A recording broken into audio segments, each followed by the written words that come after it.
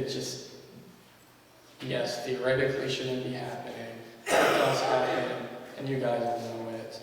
People routinely abuse their power. Anything else? Or any proposed amendments? All right, we shall continue.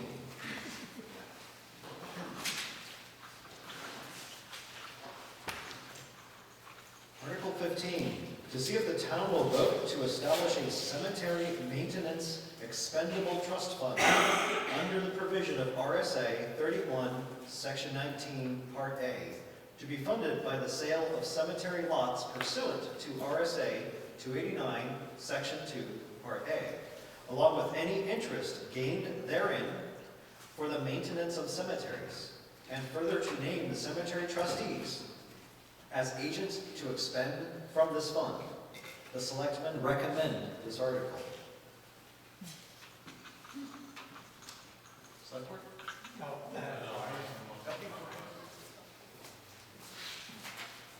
Okay, my name is Ryan Huff. I'm going to talk as a private citizen, as a cemetery trustee. If there are follow-up questions, I can switch hats. Basically, this is a new accounting method. So any new money from burials goes into this trust fund, this one trust fund, and that allows us to spend money from that trust fund for maintenance, for cemetery infrastructure, not capital improvements is a big dollar amount, but like fixing fences and stuff like that. So with the old current accounting scheme, there are like 100 plus trust funds that have individual names of people who are buried that have to be accounted for. So within those 100 individual trust funds, like that only covers the grass maintenance, above the plot. It doesn't account for fixing things that are common to the old cemeteries, like walkways, etc. So it really makes the accounting more difficult for basically everybody involved, including the volunteers and the employees. Because each of those 100 individual trust funds needs to be accounted for the amount of work that's done on those. And some of these trust funds have like $13, $10 in them, so it's just kind of an accounting nightmare.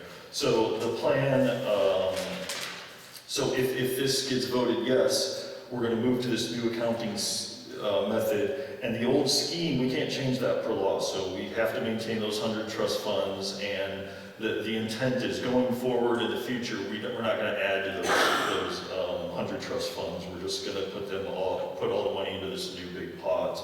So really this is all about going forward to simplify the accounting. Can I ask a question? When you're saying all these trusts, are you talking about perpetual care? Yeah, perpetual care has 100 plus trust funds attached with the individual that's been buried, yeah. And just so there's no confusion, I purposely didn't want to say perpetual care because there was this thought that, well, now we don't have to care for all the cemeteries or all the plots. By New Hampshire law, we have to maintain the cemeteries, so there's nothing that's going to change with that. Everybody's still going to get a nice, cut lawn and all that, so it will be cared for forever. And just to kind of head off, changing this text, the text has already been used by like 40-some municipalities, and it's already been vetted and voted on. So if we start changing this text, now we're opening ourselves up to, is it legal or not? So anyway, that's just my caution about changing this text. It's been used by a lot of municipalities already. So that's all I have on that. Thanks. Any further discussion or proposed amendments? Maureen, Oh, sorry. does this mean that the monies from the perpetual fund will be commingled with this new account that you want to No, open? he said, No. No. he said it. No, all the perpetual care trust funds, the 100 plus, have to stay as they are, and everything has to be the same. It's just we're not going to keep contributing to that old scheme. We're going to put any new money into this new trust fund that's So has less accounting. what happened with the monies before? Did you put the monies that you got into that perpetual care fund? Correct. Any burial So money still- would go into that There still will old be scheme. two funds. There'll be, instead of 100, now there'll be 101 funds, and it won't increase from Okay. there. Okay, so you're still going to do what the people that set up the perpetual. Yeah. You're still going to do that. Yes. And on top of that, you will be using this fund to take care of other issues. Yes, any new monies we go into this, yes. Okay, Yeah. thank you.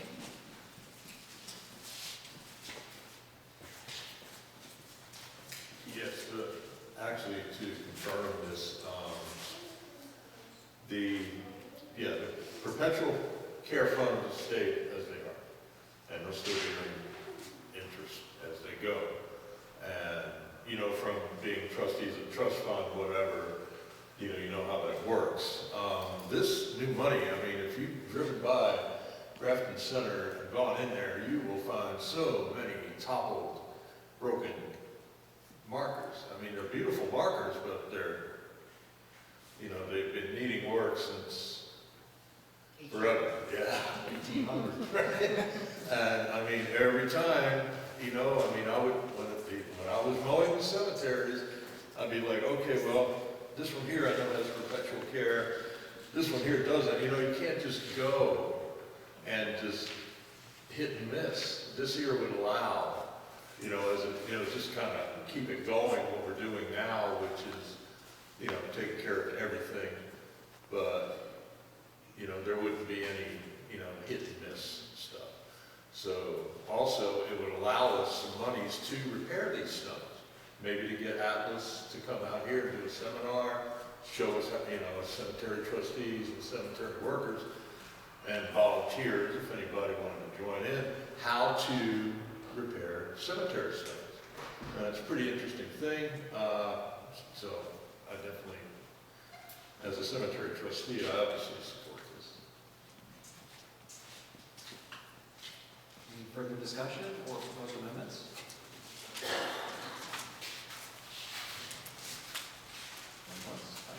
All right. I'd like to make a motion to limit reconsideration for article number 14. Dan? Dan? Yes. I didn't get it done. All in favor?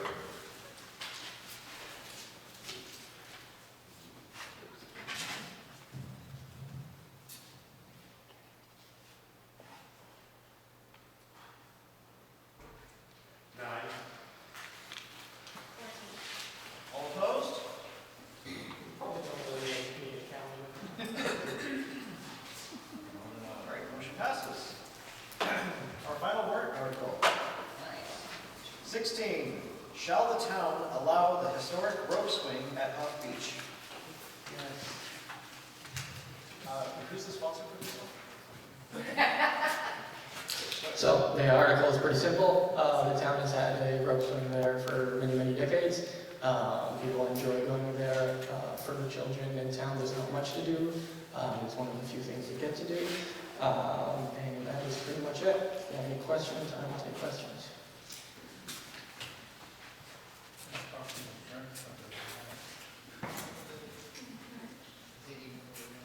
Karen Myers, if I remember that rope spring, it's rigged up on a branch where it's pretty close to the dam, and it also would swing directly back to the tree. Now, I can condone fun, I'm sure it's fun, but the town is taking the risk of somebody bashing back into the tree and getting severe brain damage, and we would be on the hook for maintaining them for the rest of their lives. So that's a concern. Thank you. David? Go ahead. I think if it's historical, it should be in the historical museum. That's all. That is a great idea. We could put a copy in there.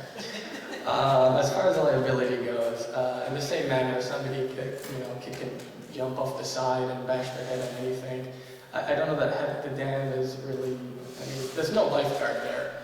So it's obviously, used at low risk kind of place in the first place.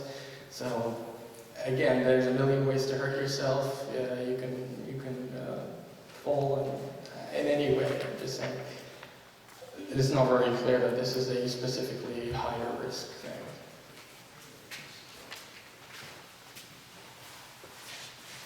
I'm not even sure that this article would make it legal to have it. But unfortunately, I've used the rope swing.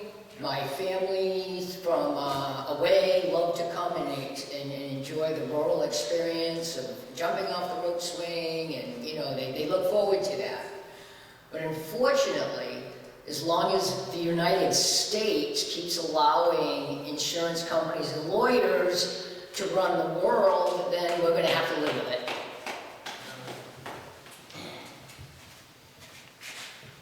I just want to make something clear. This wasn't a rope attached to a branch. This was a rope attached between two trees, and then the rope attached to the center of that rope. There's nothing, That sounds risky. yeah.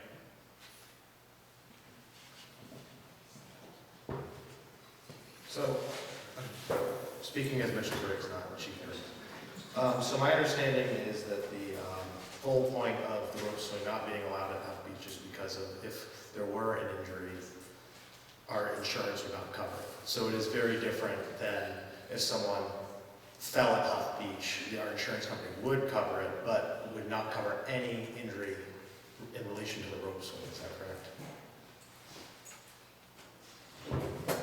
That's hard to say. What our insurance company has said, that they would advise the town that it's smart risk management to practice to continue to remove the rope swings that are set up by unauthorized individuals. They recommended the town consider putting up signs, notifying the public in other ways not to put up rope swings. As far as the liability goes, they would take each individual case. I cannot say that the insurance doesn't cover us, but I think that it would be a pretty messy situation should somebody get hurt. In particular, I know that there are those right in this room that have used the rope swing and have enjoyed it. I guess their relatives have enjoyed it too, and that's all well and good. However, if the rope swing's left there unattended and some 8-year-old, let's say, goes there and sees a rope swing and then somehow falls and gets paralyzed, then the town is going to be in a situation where we may very well be on the hook. And we have decided that it is not good risk management to allow the rope swing. And historically, that rope swing's been up, it's come down, it's been up, come down. We went and saw down the branch, we found another branch. We saw down the tree, they found a couple of trees, hooked them together, and jury rigged a rope swing. So I understand what people are saying about the rope swing, but our position is we don't want to take the risk. So I know I wouldn't want to have to pay or my taxes to go up because the insurance company would not cover it. It sounds like the entire town would be on the hook potentially if someone got hurt on the rope swing. So I didn't know. I don't want to propose an amendment because I want to get out of here. But I have a suggestion if someone else would like to propose it, and I don't even know if it's possible. But something to the effect of if said warrant article were to pass, only signers of all signers of the petition are assuming total liability for any injuries personally, not the town. That way I would not, and other people who don't want to be held liable, and only people who want the rope swing. I don't know if that's possible, if that would be legal, but if someone wanted to propose that, I would be on board with that, because I don't want to have to pay out my taxes. I just want to make it clear that previous select boards years ago decided totally against any rope swing being up there. So it's not the current select board that has decided this. This is the select board members prior, many years ago, that put this in effect. So I actually want to bring up something. So to my understanding, a lot of the way that the insurance and liabilities aspects work is they treat everything based on a patch of land. So in this particular case, if we're saying we want to have some sort of liability coverage, it has to be an identified, unique piece of land, and you would probably have to wind up going into a trust, so it becomes a private aspect. Because if we look at our park, that's an engineered solution, so that's gone through some vetting, and that's going to be what gets the sign off from the insurance company. So it's, I believe it's a process. Yeah, it seemed the insurance company did not say that they would not cover it specifically, so I don't know why people say that is the case. But as far as personnel liabilities, is the highway department going to pay for the vehicles they crash and break? Just a question. I would say if a highway department employee crashes and burns a vehicle, he's going to be held accountable for it. Or she. But there was no malicious intent in that, so that was just a literal accident. That was just a comment to mention Accidents. Sorry, Ryan. Ryan Huff, I see, we're a bunch of old people trying to be the fun police here. Just remember back when you were a kid, like, this stuff shouldn't be this difficult. To Deb's point, yes, okay, liability, all right, well, let's be the change we want to be, right? Like, if we think that kids should be able to put up a rope swing and have a rope swing and have fun for the summer, let's not stand in the way. Not just kids.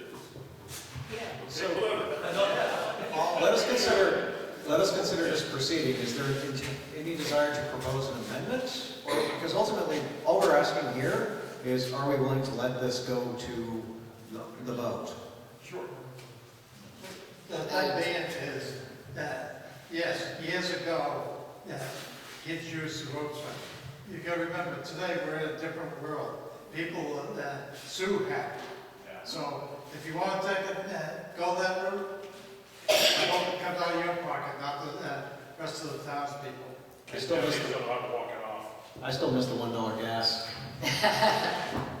My question is this warrant article legal? Did you guys pass it in front of the lawyer and he said, if it passes, is a rope swing allowed? And the bigger point is, who installs it? But if this passes, is a rope swing allowed? No idea. We don't know if it's binding or not. We have our lawyers reviewing it now. We don't have any response from him, so I can't answer that. Then I will vote for it. But, there's some legal nuances that you have to look at here because this is considered a private rather than a public area because it's for Grafton residents. And I think the sign there says for Grafton residents, so that makes it somewhat of a different liability. Yeah, I don't know. Can we also put a sign up that says, use at your own risk? Bingo. Yeah, that's still okay.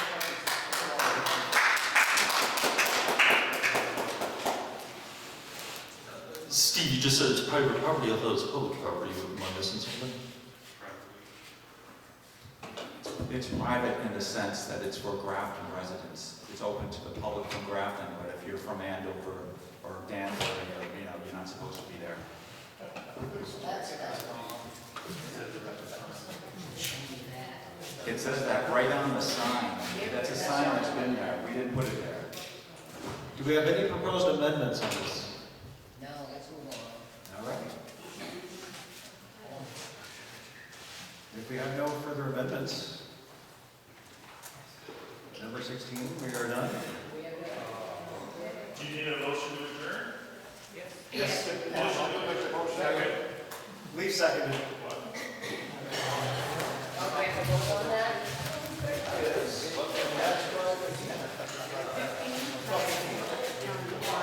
All right, well, with that,